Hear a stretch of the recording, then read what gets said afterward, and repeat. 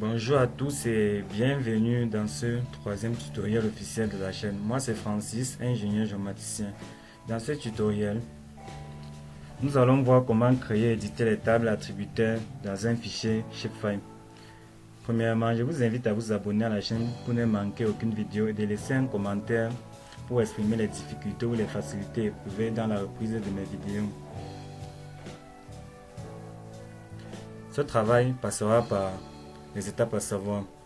Nous allons revenir au premier tutoriel où il était question de création des shapefiles. Là, nous allons créer un shapefile des polygones qui seront les départements et un shapefile de points qui seront les chefs-lieux de département. Nous avons choisi la région de l'Ouest Cameroun pour cet exercice. Nous allons donc voir comment créer les tables qui recevront les noms de ces différentes entités. Ensuite, nous allons voir comment sauvegarder et stopper l'édition. Ensuite, nous allons voir comment labelliser et modifier les styles de ces éléments contenus dans les tables attributeurs. Ensuite, nous allons sauvegarder le projet.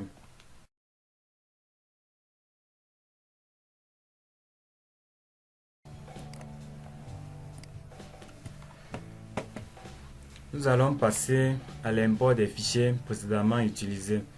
Je vous ai appris précédemment qu'on pouvait passer par catalogue et aller à ce petit outil, mais aujourd'hui nous allons passer par celui-ci, Add Data.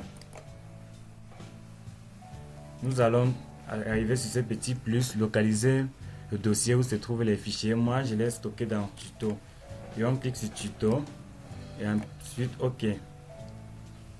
Il va nous présenter l'ensemble de ces fichiers, on les sélectionne avec en maintenant contrôle et on tape sur Add.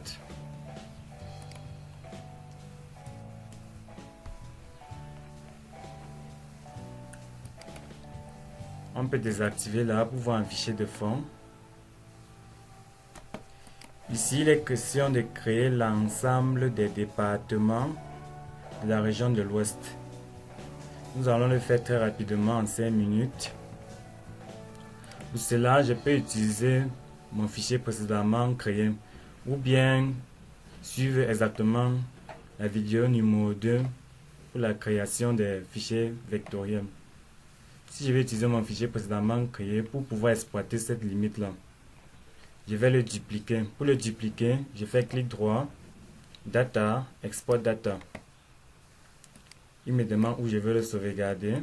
Je déroule là et je cherche où j'ai stocké mon dossier de travail. Là, je vais mettre département.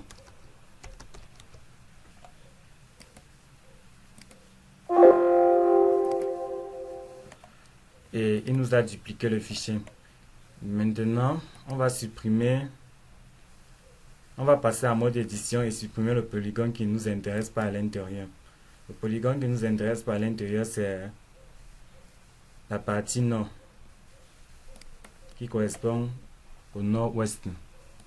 Nous allons faire un clic droit, Open Attribute Table, soit le sélectionner ici, ou alors le sélectionner ici.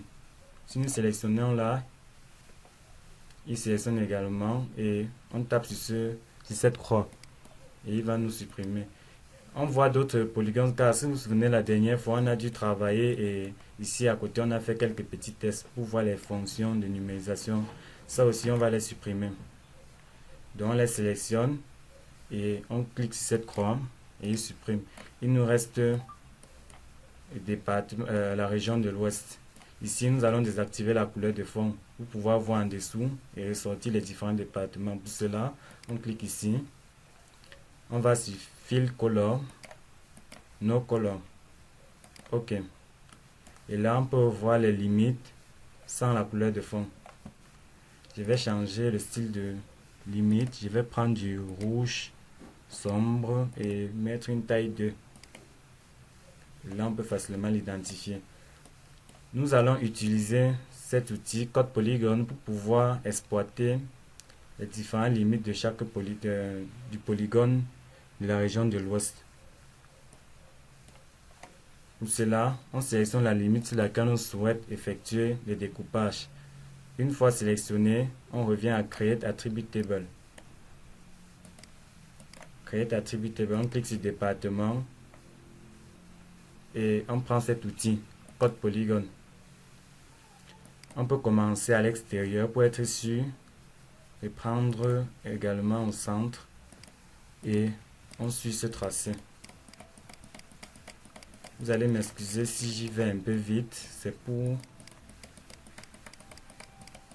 accélérer un peu, car s'il s'agit de le faire de manière professionnelle, ça prendra plus de temps. Alors, nous sommes dans le cadre d'un tutoriel. Chez vous, vous pouvez le reprendre en zoomant pour mieux passer au centre des lignes.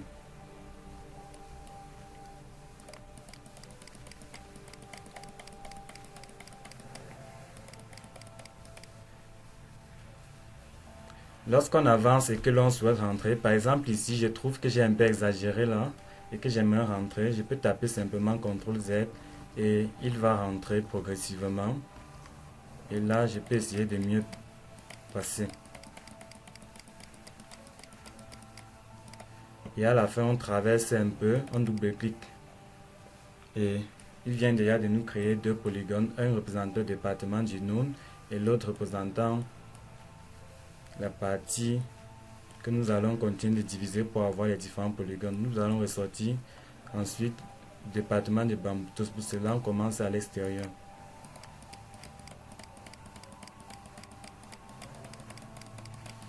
Si cette méthode vous paraît difficile, vous pouvez reprendre le tutoriel numéro 2 où je vous montrais comment créer les shapefiles. Moi, je l'ai fait parce que c'est plus rapide pour moi. Et là, on a déjà le département de Bamboutos qui est créé. Ensuite, on passe à la main noire. On commence toujours à l'extérieur et on suit la ligne.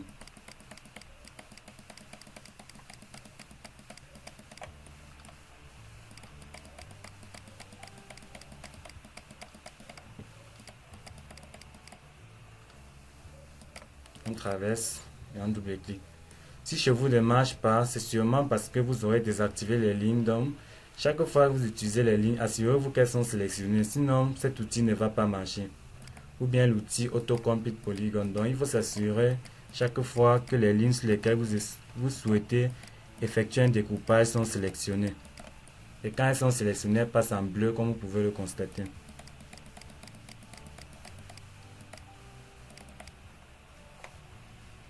Là, on peut créer le département de la MIFI.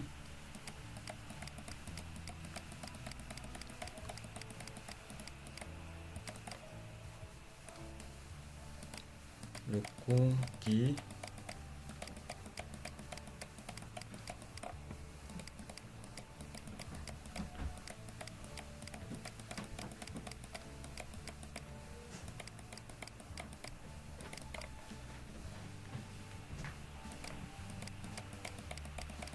Vers au plateau.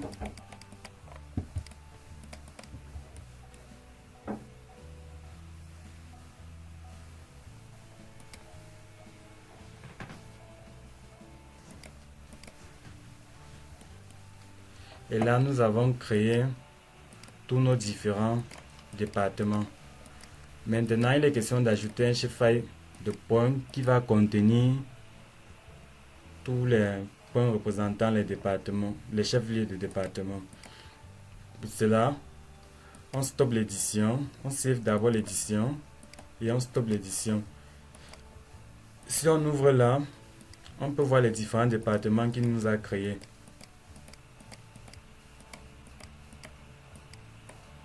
Maintenant, il est question qu'on crée un autre shapefile qui va représenter chaque point de chef-lieu du département. Et pour créer un shapefile, on va à catalogue. Dans catalogue, on localise le dossier où se trouvent nos fichiers. Si vous ne le trouvez pas facilement là, vous allez à ce petit plus et vous le localisez. Moi, je l'ai facilement retrouvé. Il se trouve dans tuto. Dessus, je fais un clic droit. New. Dans New, on prend shapefile. Dans shapefile, on va l'appeler chef-lieu de département. Il nous demande style de fichier. On dit ce sont des points. Système de projection, c'est du WGS84, zone 32 Nord. Et je vous ai montré précédemment, si chez vous n'aurez pas ici, vous allez ici, project coordinate système, UTM, WGS84, zone nord pour le Cameroun. Chaque pays a le sien. Et il est important, avant de produire chaque carte, de demander le système de projection du pays dans lequel on se trouve. Et on prend WGS84, UTM zone 32 nord, ensuite OK et OK. Et là, on crée notre fichier de points. Lui également, pour pouvoir ajouter les points à l'intérieur, on se met dessus, on fait un clic droit, Start Editing, Continue, et on va créer Feature. On clique sur chef-lieu, point, et on va ajouter nos points. Bafoussam se trouve au centre de la MIFI. Ça, c'est sûrement une erreur dont ceux qui l'ont fait l'ont posé. Et le Kunki, ici c'est Kunki. On met notre point là, le Ndé, le Onkam, Ménois. Lorsque l'ensemble de nos points est ajouté, on peut taper sur Save Edit. Car si on ne save pas l'édition et qu'une erreur se produit, on va perdre l'ensemble de nos fichiers en cours d'édition.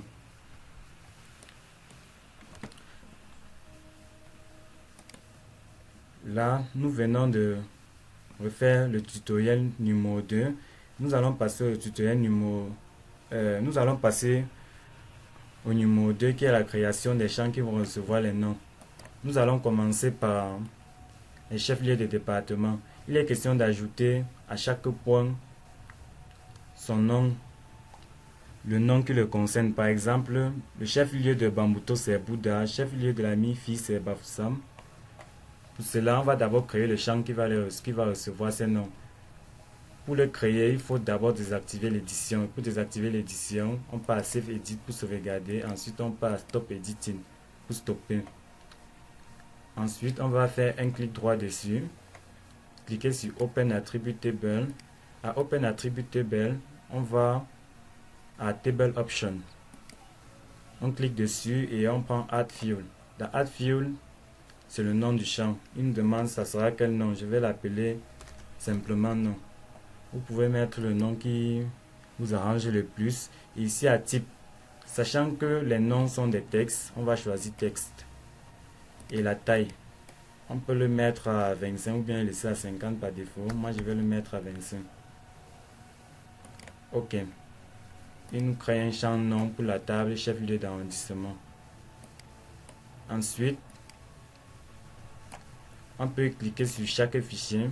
Lorsqu'on clique dessus et qu'on zoome, il va nous localiser le point et on peut dézoomer pour voir son nom.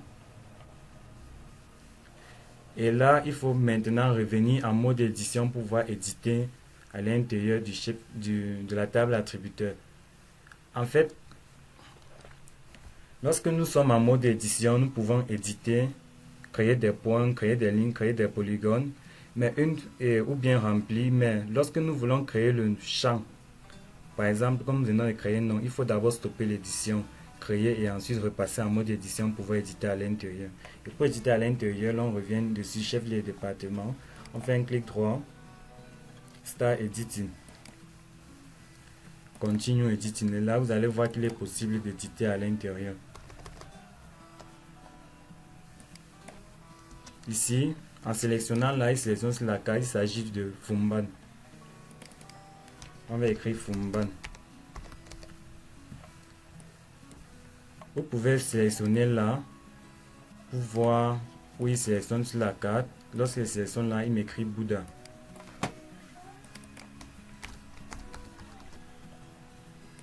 Ou bien venir plutôt sur la carte, sélectionner et il va sélectionner également dans la table attributeur. Et là, c'est Chang. Pour la menu.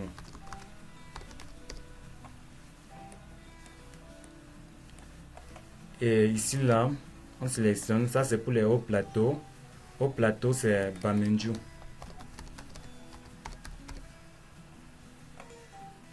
Pour le Onkam, c'est Bafang.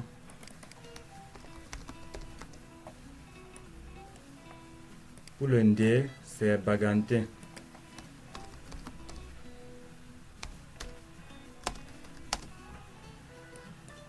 Pour la mi-fi, c'est Bafoussam. Et le dernier, c'est le Kunki qui est Banjun.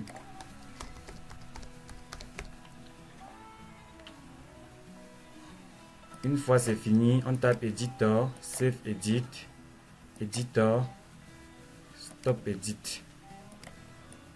Et là, on vient de créer chaque chef-lieu d'arrondissement, chaque chef-lieu de département.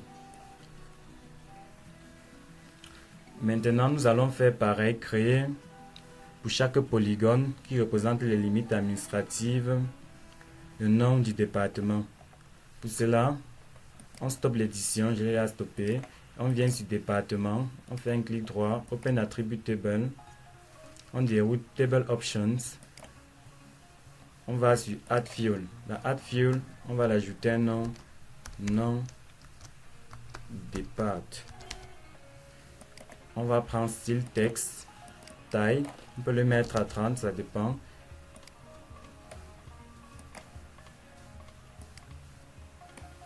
Et faire un clic droit dessus, revenir en mode d'édition pour pouvoir éditer à l'intérieur. Lorsqu'on sélectionne là, c'est le Noun, il sélectionne automatiquement ici et on écrit Noun. Lorsqu'on sélectionne là, il nous écrit Ndé. Ici, c'est au plateau.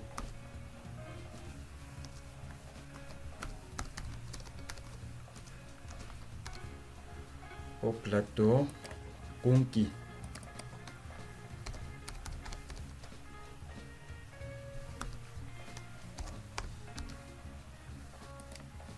Mifi. Bamboutos.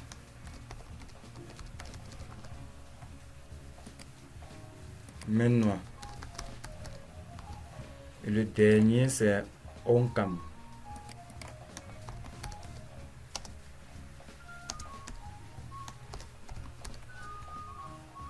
Et là, on a créé pour chaque département son nom contenu dans cette table attributeur. À la fin, on clique sur la croix pour fermer et on va Save Edit, Stop Editing. Et là, on peut désactiver ici notre carte de fond. On a nos différents chefs-files créés avec les différentes tables attributeurs et on peut afficher les noms. Pour afficher les noms, c'est l'étape qui concerne le label. Label de feature shapefile en modify the style. Pour afficher le nom des le nom des chefs-lieux d'arrondissement, on se met dessus, on fait un clic droit, Properties.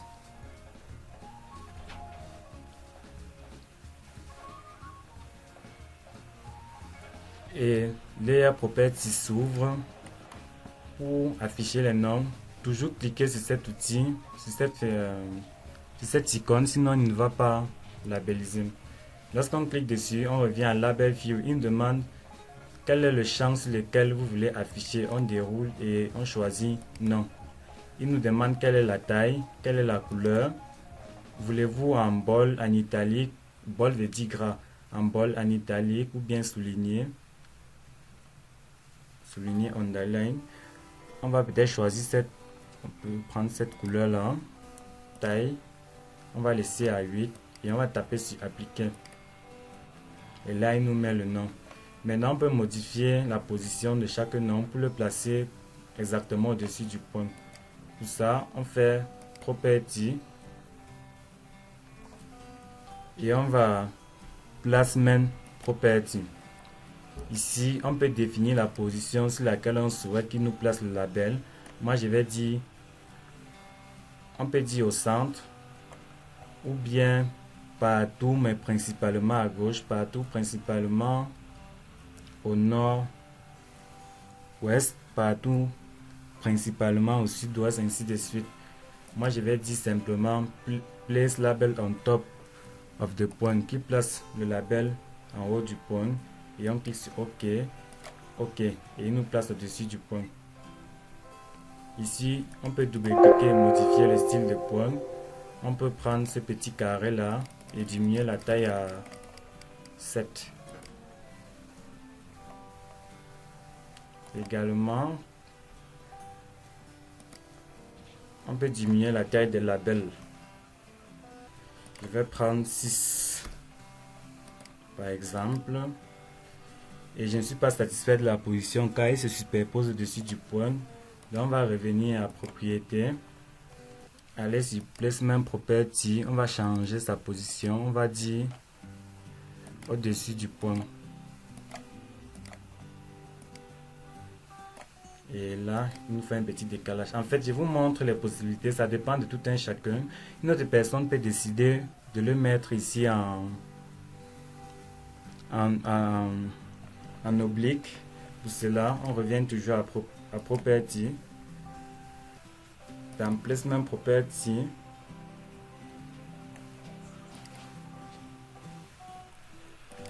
on peut définir si on veut accorder un poids au label de telle manière qu'il va toujours se mettre au-dessus des autres. Il y a tellement de possibilités. Ok. Maintenant, nous pouvons décider d'afficher une couleur de fond qui va représenter chaque département différemment. Nous allons revenir là à département. Faire un clic droit. Aller à property. Nous allons décider d'afficher une couleur de fond pour chaque département. Et là, nous allons cliquer plutôt sur Symbology. Catégoriser. Il nous demande sur quelle valeur de champ vous voulez catégoriser. On va lui dire nom de département. Et ici, on lui demande d'ajouter cette valeur. Et voilà les couleurs qu'il nous propose. On peut les changer ici. J'aime de préférence les couleurs pastel. Et ou bien alors les changer manuellement. Par exemple, si cette couleur ne m'arrange pas, je peux cliquer là et je définis une autre couleur.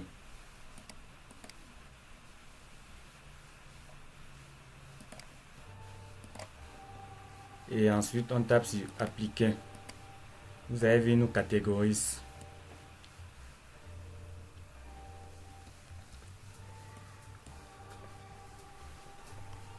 Et là, nous avons un projet. Dans le prochain tutoriel, nous allons voir comment ajouter par exemple les fichiers externes comme les cours d'eau que nous allons superposer avec la région de l'Ouest ou bien les voiries. Maintenant, il est question que je vous montre comment sauvegarder le projet pour qu'on puisse continuer la prochaine fois sur la même page. Pour cela, on va à File, Save As. Ici, il nous demande la localisation du dossier. Chez moi, je l'ai mis dans Tuto. Et on va l'appeler Projet Tuto.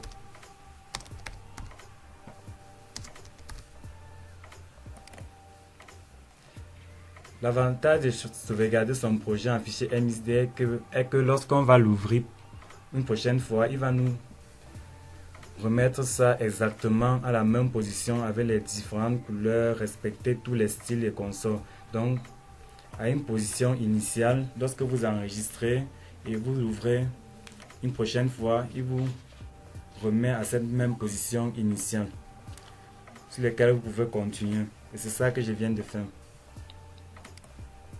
Et chaque fois que vous travaillez, lorsque vous l'avez enregistré une première fois, vous pouvez directement cliquer ici pour qu'il continue d'enregistrer sur le même fichier projet tuto. Donc si on ferme là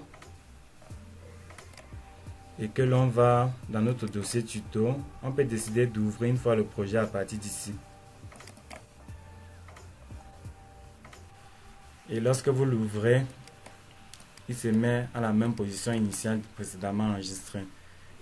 C'est tout pour ce tutoriel et à bientôt pour le prochain où nous allons voir comment ajouter les fichiers de forme et y pratiquer des requêtes, les requêtes simples, les requêtes basiques.